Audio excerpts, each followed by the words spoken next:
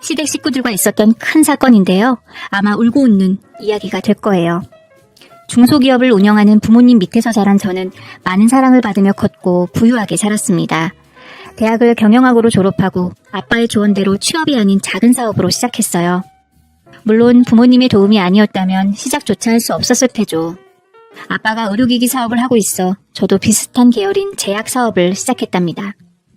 처음엔 직원 없이 혼자 여기저기 발로 뛰며 일했는데 1년 만에 거래처와 사업 자금을 확보하게 되어서 직원 2명을 뽑아서 수월하게 일처리를 할 수 있었어요. 5년 동안 제 사업은 계속 커져갔고 직원도 10명이 넘게 되었습니다. 그리고 제 나이 31살이 되었을 때 남편을 처음 만나게 되었어요. 카드 영업을 하던 남편이 제약 영업에 도전하려고 제 회사에 오게 되었는데 같이 일을 하다 보니 그의 장점이 너무 많아서 마음을 빼앗기게 되었어요. 대표님, 오늘도 계약 따왔습니다. 사거리에 있는 내 거 있죠? 거기서 저희 약으로 싹 다 바꿔주기로 했습니다. 네? 그 콧대 높은 박 원장 있는 병원 말하는 거 맞죠? 이야, 거기를 어떻게 뚫었어요? 제가 퇴근할 때마다 들러서 석 달 동안 커피랑 밥이랑 꽤 많이 샀어요. 징그럽게 들러붙었더니 이제야 저희 약을 써주겠다고 하시네요. 재성씨 의지가 대단합니다. 너무 수고 많았어요. 그동안 박 원장한테 들어간 돈 비용 처리해줄게요. 아닙니다. 얼마 들어가지도 않았는데요. 그리고 대표님이 월급을 충분히 잘 챙겨주고 있어서 만족하고 있습니다. 모든 직원들이 재상씨 같으면 얼마나 좋을까요? 정말 수고했고 감사해요. 오늘은 제가 한 잔 살게요. 정말요? 제가 바라던 바입니다. 그런 식으로 저와 재상씨는 둘이서 자주 식사와 술을 마셨고 급속도로 가까워졌습니다. 그이도 저와 같은 마음이었는지 좋아하고 있었다고 고백해주더라고요.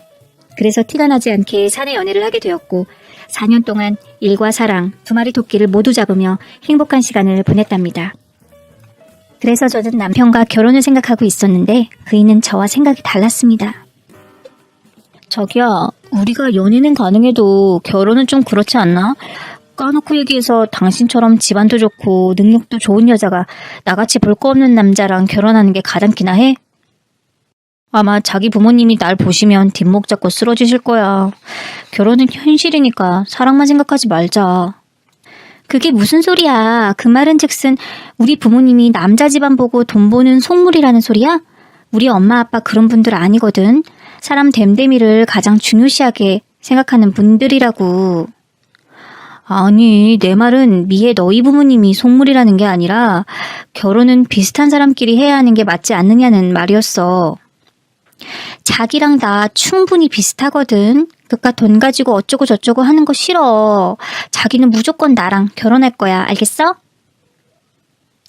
제가 큰 소리를 치자 그제야 알겠다며 저와의 결혼을 결심했습니다. 그래서 먼저 남편의 어머님과 아주버님 내외께 인사를 드렸어요. 다행히 예비 시어머니는 제 얼굴을 보자마자 흐뭇한 미소를 지으시며 좋아해 주셨고 아주버님과 손 윗동서도 허락하는 분위기였어요. 특히 형님은 제가 남편의 직장 대표라는 말에 손뼉을 치며 좋아하더라고요. 어머머, 그럼 내가 잘 나가는 사업가 동서를 보는 거네. 정말 좋다. 동서, 앞으로 잘 부탁해. 아니에요. 잘 봐달라는 부탁은 제가 드려야죠, 어머님, 아주버님, 그리고 형님. 저 좀 예쁘게 잘 봐주세요. 그러자 시어머니는 재아가, 넌 이미 예쁜데 어떻게 예쁘게 봐달라는 거니? 라며 제 볼을 어루만져 주시며 사랑스러운 눈빛을 보내주셨습니다. 저는 그 자리에서 며느리로 인정을 받고 기쁘고 행복한 마음으로 일어날 수 있었답니다. 그리고 사흘 뒤 이번에는 저희 부모님께 남편을 소개해드렸어요. 인물 좋고 인품 좋은 걸 바로 알아보신 부모님은 그이의 집안 배경 같은 거 물어보지도 않으시고 허락해 주셨습니다.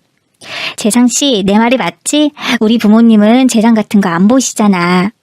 그래, 내가 넘겨 짚었어. 미안해 저기요. 미안하면 평생 나한테 잘해. 다른 데 눈 돌리지 말고 나만 사랑하겠다고 약속해. 응, 약속할게. 나 박재상은 오미애를 평생 사랑하겠습니다. 만족해? 좋아. 믿어보겠어. 그래서 저희는 양가 부모님과 식구들을 모시고 상견례를 치렀는데 신혼집이나 혼수는 저희 부부가 형편되는 대로 하기로 했고 부모님의 도움을 일절 받지 않기로 했답니다. 결혼식 후 회사 근처에 있는 작은 빌라에서 신혼을 시작하게 되었어요. 시댁과 친정집 모두 가까운 거리에 있어 길게 생각하지 않고 그리로 집을 얻게 된 거죠. 시어머니는 매주 반찬과 먹거리를 바리바리 들고 찾아오셨습니다. 집안에는 들어오시지도 않고 현관 앞에 두시고 문자 한 통을 주시고 돌아가셨답니다. 어머님, 또 반찬을 두고 가시면 어떡해요. 저희 집에 오시면 들어오셔서 식사도 하시고 저희랑 놀다가 가시랬잖아요. 에이, 시애미가 며느리 집에 막 들어가는 거 아니다. 오늘 쉬는 날인데 괜히 나 때문에 밥상 차리는 것도 미안하고. 그러니까 집 앞에 둔 반찬이나 냉장고에 넣고 계속 쉬어라. 어머님, 저희 집은 막 들어오셔도 돼요. 오셔서 살림 제대로 못한다고 혼내셔도 되고 잔소리도 실컷 해도 된다고요. 그러니까 다음부터는 꼭 집에 들어오세요. 아시겠죠? 내가 널 어떻게 혼내겠니? 너처럼 예쁘고 착한 애를 말이야. 여하튼 네 말 잘 알아들었다. 다음부터는 꼭 너희 집안에 들어가서 반찬 주도록 하마. 그렇게 말씀을 드렸는데도 시어머니는 마니또처럼 현관 앞에 반찬과 간식거리를 놓고 문자만 남겨주셨답니다. 저는 너무 감사하고 죄송한 마음이 커서 시댁에 자주 찾아뵙고 용돈과 선물을 드렸습니다. 한사코 받지 않겠다는 어머님과 줄다리기를 하며 겨우 손에 쥐어드렸죠. 그런 시어머니 옆에는 항상 아주머님과 형님이 있었는데 두 분은 보증을 잘못 써서 살던 집이 경매로 넘어가 얹혀 살고 있었답니다. 김밥집을 운영하며 열심히 사시는 분들이긴 했지만 시어머니를 무시하는 언행이 불편하고 불쾌하게 만들었어요. 어머님, 동서한테 용돈 받아서 좋겠네요. 맨날 궁상맞게 100원도 아껴가며 쓰시던 분이 두툼한 봉투를 받았으니 눈 돌아가죠? 형님, 무슨 말씀을 그렇게 하세요. 저 지금 엄청 놀랐어요. 시댁에 얹혀 사시면서 그런 식으로 어머님을 조롱하고 싶으세요? 아니, 나는 짠순이 시어머니가 돈 생겨서 좋겠다고 말한 것뿐이야.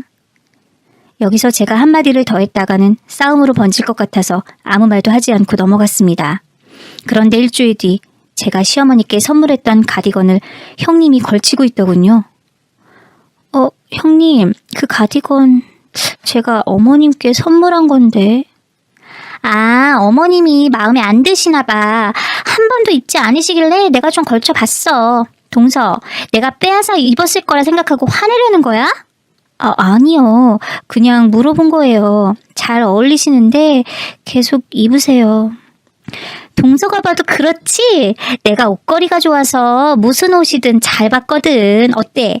백화점 마네킹이랑 별 차이 없어 보이지?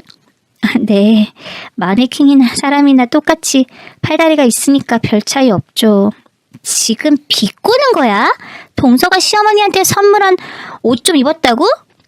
치사하다. 벗으면 될 거 아니야? 아니에요. 잘 어울리니까 계속 입으세요. 어머님께는 새로 선물해드리면 돼요.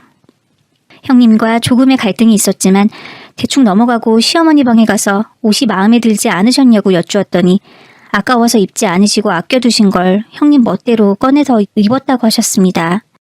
결혼 전 남편이 아주버님 내외가 빈대 같고 거지 근성이 조금 있다고 전했었는데 그 말이 정확하더라고요. 그래서 전 시어머니를 직접 모시고 백화점으로 가려는데 형님이 따라오시더군요.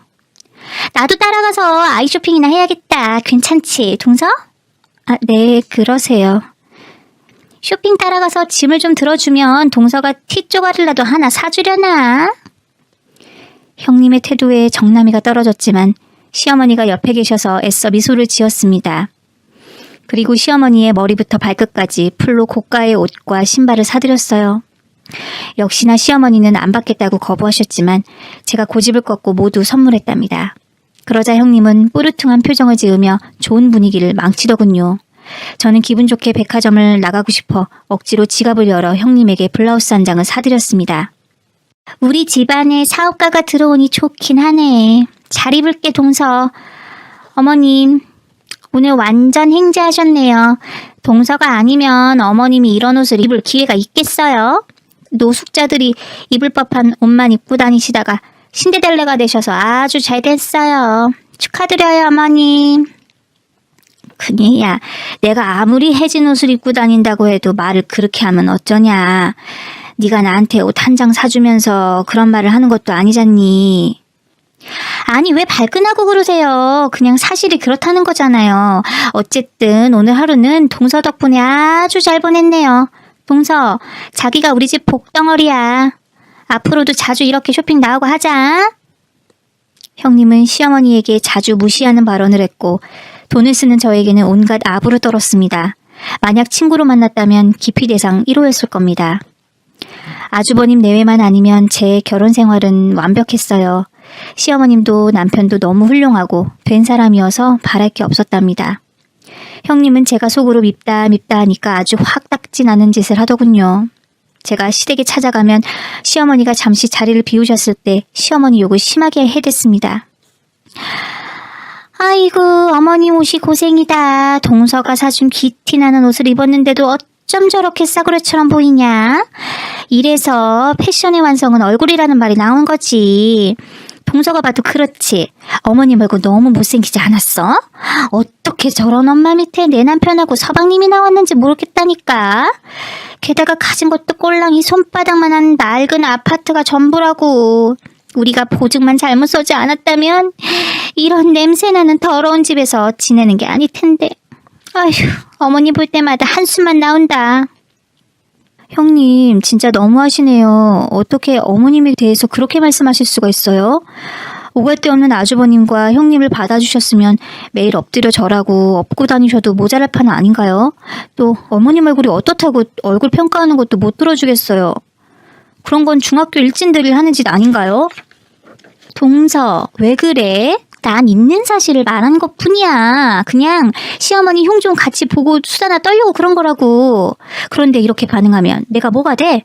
자기가 어머님 딸이라도 되는 거야? 형님, 어머니가 누군가에게 욕을 먹고 있다고 생각해보세요. 좋으시겠어요? 저라면 저희 엄마 욕하는 년이 있으면 머리채를 잡고 흠친 패버릴 것 같은데. 지금 내 머리채 잡고 패고 싶다는 소리를 하는 거야? 알아들으셨으니 다행이에요. 그러니까 앞으로 제 앞에서 어머님 흉보지 마세요. 아, 또 한 가지 덧붙여서 제가 어머니에게 선물한 옷, 신발, 가방 형님이 하고 다니지 마세요. 기분 나빠요. 참, 시사해서 안 입는다. 나는 동서랑 더 가까워지고 싶어서 그런 건데 날 아주 이상한 사람으로 만드네. 대한민국 며느리 아무나 붙잡고 물어봐라. 뒤에서 욕하는 건 기본이라고. 안 그런 며느리들도 많아요. 더 이상 말하기 싫으니까 말씀 그만하세요. 제가 선을 긋고 고개를 돌려버리자 그제야 수다쟁이 형님이 입을 다물었습니다. 그렇게 쐐기를 박아두었더니 다음부터는 제 앞에서 시어머니 흉을 보지 않았고 시어머니의 옷에도 손을 대지 않더라고요. 하지만 형님은 저에게 옷 한 벌이라도 얻어입을 욕심이 있었는지 계속 친절하고 살갑게 대해주셨습니다. 이렇게 형님의 불편한 소리를 듣지 않게 되자 마음이 편해졌고 시댁에 다녀오면 기분 나쁜 게 하나도 없어 좋았답니다. 그렇게 평화롭게 결혼 생활을 이어가는데 생각지도 못한 일이 벌어지고 말았습니다. 친정아빠가 심정지로 갑자기 돌아가셨다는 소식을 들었는데 처음엔 믿기지가 않았어요. 다른 사람을 아빠로 착각했겠지라는 마음으로 병원 영안실로 갔는데 분명한 친정아빠가 차가운 은색 철제 침대에 누워 계셨답니다. 엄마와 저는 실신하고 말았고 저와 함께 온 남편마저 주저앉고 오열했어요. 정신을 차려보니 제가 아빠 영정사진 앞에 앉아있더라고요. 그이는 향이 절대 꺼지면 안 된다고 잠 한숨 자지 않고 사흘 동안 상주 노릇을 해주었고 저 대신 조문객들 한 분 한 분에게 감사 인사를 전했답니다. 저는 아빠를 잃은 아픔으로 힘들어하며 친정엄마 옆에서 며칠 지내게 되었는데 엄마가 다른 걱정거리가 있다며 힘들게 말문을 열었습니다. 미애야, 네 아빠가 돌아가신 건 스트레스가 과중돼서 그런 것 같아. 사실 회사 사정이 좋지 않아서 여기저기서 돈을 끌어다 부도를 막는 상황이었거든. 그게 정말이야? 아빠 회사가 어려워졌던 적이 한 번도 없었잖아. 그래서 부도가 난 거야? 어제 회사 부사장이 연락했는데 계속 유지하는 건 어려울 것 같다며 부도 처리를 했다는구나. 그런데 네 아빠가 대출을 받다가 모자란 금액은 내 이름으로 빌렸어. 그 돈을 갚으려면 쉽지 않을 것 같구나.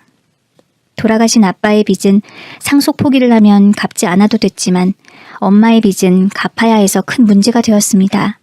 엄마는 머리가 혼란스러워 말하지 말아야 할 걸 괜히 말했다며 저에게 못 들은 걸로 하라고 하셨지만 엄마가 처한 위기를 책임지겠다고 확연을 했습니다. 그래서 아빠가 엄마 이름으로 진 부채를 모두 조회해서 돈을 갚아버렸답니다.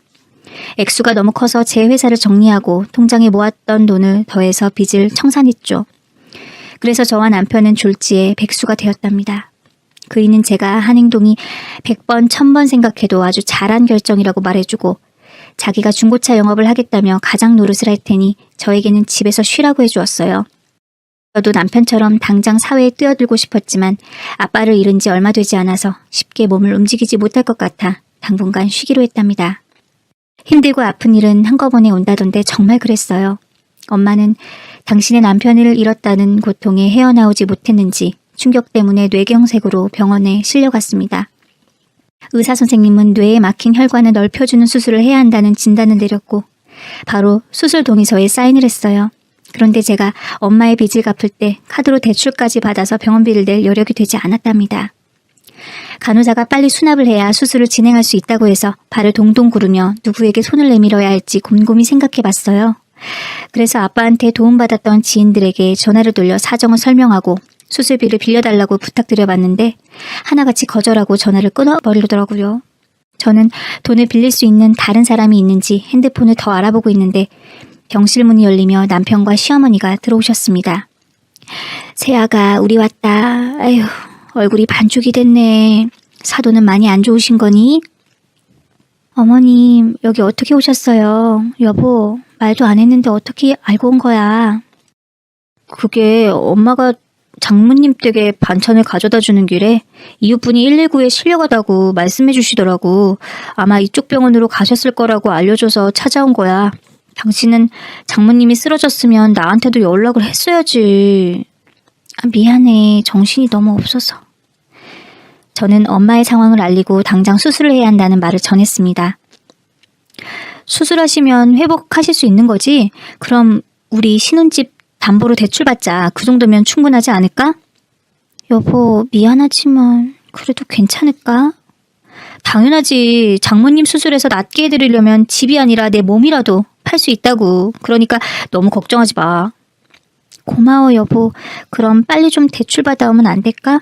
다음 주가 수술이라 빨리 병원인비랑 수술비를 수납해야 돼. 알겠어. 바로 은행 가서 알아볼게. 그럼 여기서 엄마랑 얘기 좀 하고 있어. 그이가 일어나서 나가려고 하자 시어머니가 남편 손을 잡고 말씀하셨습니다. 그럴 필요 없다. 내가 사돈병원에 오셨다는 걸 알고 집에 가서 돈을 가지고 왔다.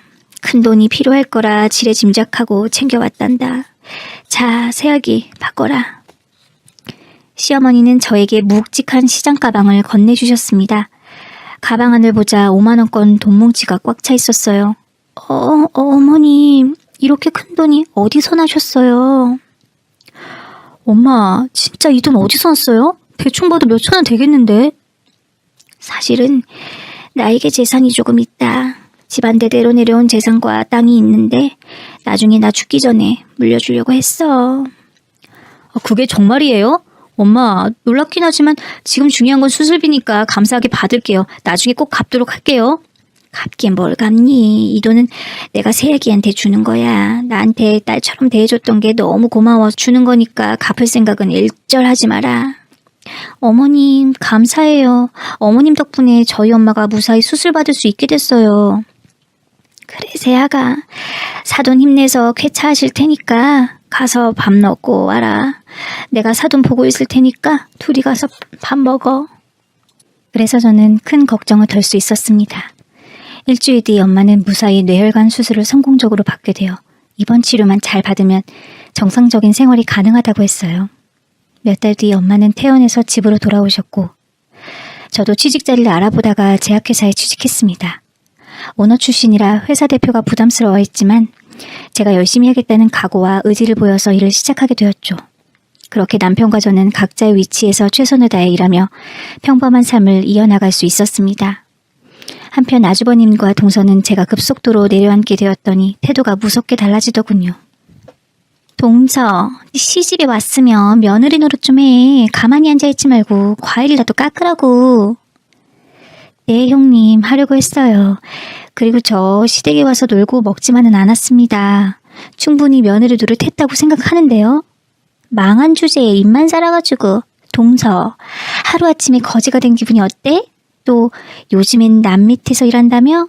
이래서 사람 일은 한치 앞을 볼 수 없다고 하나 보네. 그렇게 콧대 놓고 잘난 척하던 동서가 쫄딱 망할 거라고 누가 상상이라도 했겠어? 휴, 그만하세요. 형님이란 입씨름하고 싶지 않아요. 너 지금 대드는 거니? 윗사람한테 싹수 없이 말하는 거 니네 엄마가 가르쳤어? 형님, 말씀이 심하시네요. 그만하시고 과일이나 드세요. 끝까지 싹퉁바가지네. 아, 내가 궁금한 게 하나 있는데 빈털터리가 됐는데 동서 엄마 수술비는 어떻게 마련했어? 대출 받았어? 설마 사채는 아니겠지? 그래서 저는 솔직하게 시어머니가 주셨다고 대답했더니 소스라치게 놀라며 시어머니 방에 들어가 난리를 쳤답니다. 어머님, 저희가 돈 해달라고 할 때는 한 푼도 주지 않으시면서 동서 엄마 수술비는 턱하고 내주신 거예요? 어머님, 지금 차별하시는 건가요? 아니, 사돈이 위급한 상황이라 도와드린 거야. 당장 수술비가 없으면 수술을 못 받게 생겼는데 어쩌겠니? 그래도 너무하세요. 저랑 남편이 보증 잘못 써서 힘들어할 때 아무 도움도 주지 않았잖아요. 에휴, 나 힘들다. 그만 나가봐. 좀 쉬자.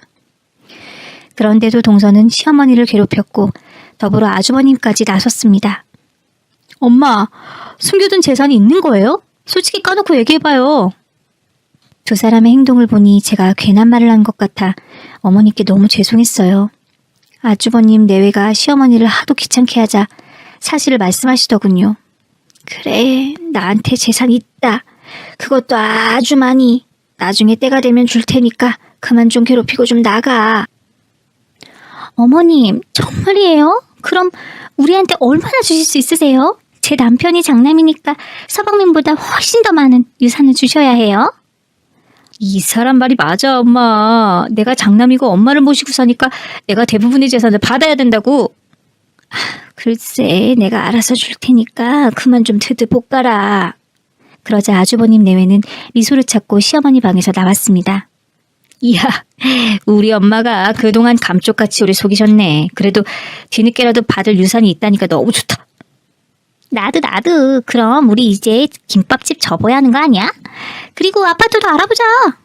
좋아, 까짓 거 안 될 게 뭐가 있겠어. 오늘 로또 맞은 날이니까 나가서 파티나 하자.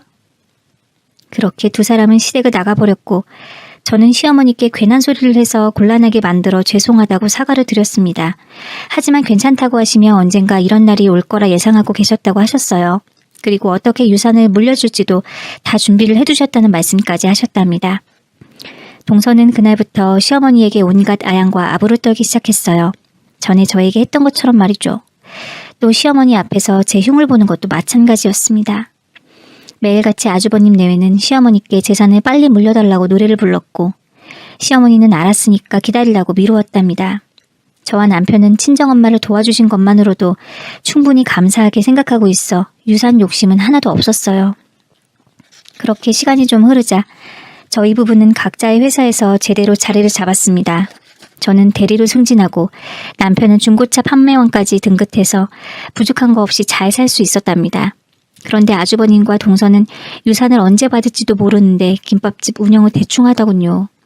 주방 이모 둘을 앉혀놓고는 둘이 놀러다니기 바빴답니다. 김밥집 매출이 적자인데도 유산 하나만 믿고 계속해서 설치고 다니더라고요. 그러던 어느 날 시어머니가 몸이 편찮으셔서 병원에 모시고 갔는데 안타깝고 슬프게도 간암 말기라는 소식을 전해 들었습니다. 술 한잔 안 하시는 분이 간암에 걸리셔서 더욱더 충격적이었죠. 병원에서는 절대 완치가 어렵다면서 환자가 원하면 항암 치료를 해주겠다고는 했는데 시어머니가 이를 거부하셨습니다. 세아가 마지막 남은 순간을 병원에서 보내고 싶진 않다. 난 집이 편해. 어머님, 그래도 병원에서 희망을 가져보는 게 좋지 않을까요? 가망이 없다잖아. 세아가 마음의 준비를 하고 꽃 구경이나 좀 다니고 싶구나. 네, 알겠어요. 대신 꽃구경은 저랑 다니도록 해요.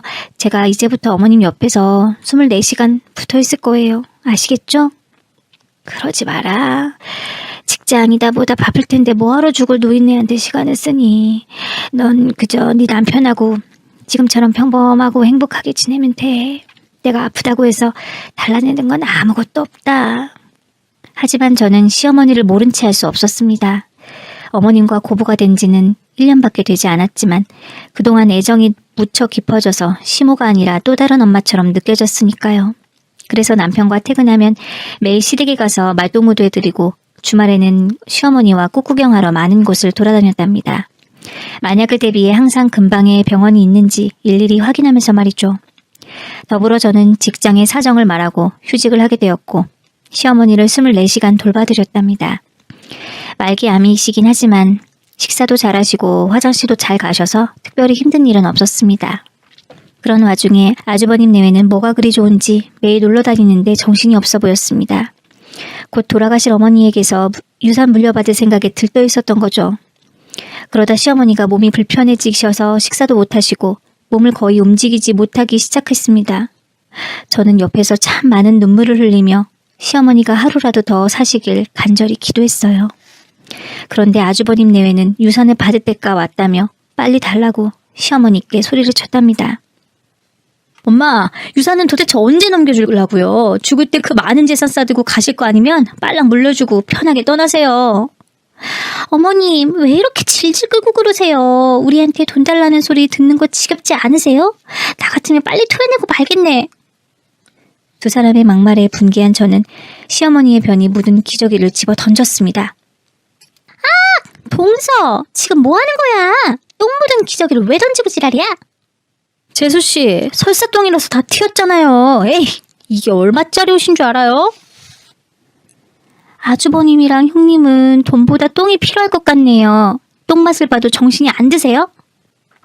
그러자 동서가 얼굴에 묻은 똥을 닦으며 동서, 우리가 뭐 틀린 말 했어? 언제 저승같이 모르는 노인네한테 빨리 유산 달라고 하는 게 대체 뭐가 문제인데? 라며 정신 못 차린 말을 짓거리더군요. 두 분이 돈이 그렇게 좋으세요?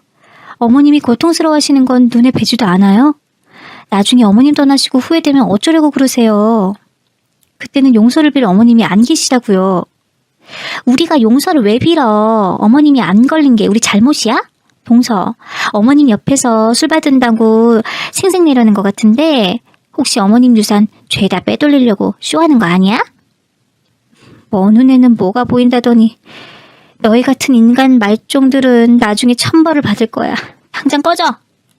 이게 어디서 한 말해. 욕지거리야. 야, 너 진짜 인생의 쓴맛 좀 볼래? 그래, 얼마든지 해봐. 너희 같은 쓰레기 놈들에게는 하나도 겁 안 나. 고성으로 싸우니 쌕쌕거리며 숨을 힘들게 내쉬던 시어머니가 목소리를 냈습니다. 그만들 좀 해라. 나 때문에 자식들이 싸우는 걸 보니 마음이 좋지 않다. 큰애야, 너희들 유산은 내가 비밀금고에 거의 모셔두었다. 전 재산을 넣어두었으니까 니들이 그걸 가지고 살면 된다. 이제 만족하니? 어머, 어머님, 그게 정말이에요? 아이, 우린 그런 것도 모르고 괜히 화만 냈네. 그럼 그 금고는 어딨어요? 그건 내가 죽기 전에 유언으로 알려주마. 어머님, 높아심이 하는 말인데 유언을 못하고 돌아가시면 어떡하려고 그러세요? 걱정 마라. 나 아직 죽지 않는다. 몇 주는 더 살 수 있으니 조금 더 기다려라. 둥현놈은 시시 쪼개며 수다를 떨더군요. 알겠어요. 여보, 우리 이제 김밥집 팔자. 그 돈으로 명품 쇼핑이나 실컷 하고 오자구. 좋지. 지겨운 김밥집 언제 정리하나 했는데 드디어 때가 왔네. 엄마가 전 재산을 우리한테 준다니까 그까지 김밥집은 싸게 팔아버리자. 우리 이제 부자로 사는 거야? 너무 좋다 여보. 골프나 한 게임 치러 갈까? 그거 좋은 생각인데. 비싼 골프제를 묵혀두면 곤란하지. 어서 가자. 그리고 몇 주 동안 시어머니 곁에서 지켜보는데 이제는 정말 떠나실 때가 된 것 같았습니다. 허공에 대고 혼잣말을 하시기도 했고 꿈에서 저승사자가 나타났다는 말씀도 자주 하셨답니다. 남편과 저는 마지막으로 시어머니께 좋은 구경을 시켜드리고 싶어서 꽃가게에 있는 꽃들을 100만 원어치 사서 어머니 방을 꾸며드렸어요. 너무 예쁘다, 세아가. 색색의 꽃들이 날 반기는구나. 이런 기분이라면 전국에 가겠는걸. 어머님은 워낙 선하시고 좋은 분이셔서 분명히 천국에 가실 거예요. 그래, 이 시애미를 그렇게 봐주니 고맙구나. 세아가, 이제 슬슬 유산 이야기를 해야겠다. 큰애들 불러주거라. 어머님. 저는 떠나시지 말라고 말하고 싶었는데 입이 떨어지지 않았습니다. 거실로 나가 아주버님께 전화해 곧 시어머니의 임종을 지켜달라고 말했더니 기뻐 날뛰는 목소리로 알겠다며 전화를 끊더군요. 이윽고 아주버님과 동서가 화려한 옷을 입고 들어왔습니다. 동서, 이 꽃들 뭐야? 자기가 꾸며줬어? 어쨌든 샤방샤방하네. 우리 기분처럼 말이야. 그치 여보? 당연하지. 이제 우리 인생은 꽃길이라고. 자, 그럼 엄마의 유언을 들어볼까나? 엄마, 눈 좀 떠봐요. 이제 금고가 어디 있는지 알려줘야죠.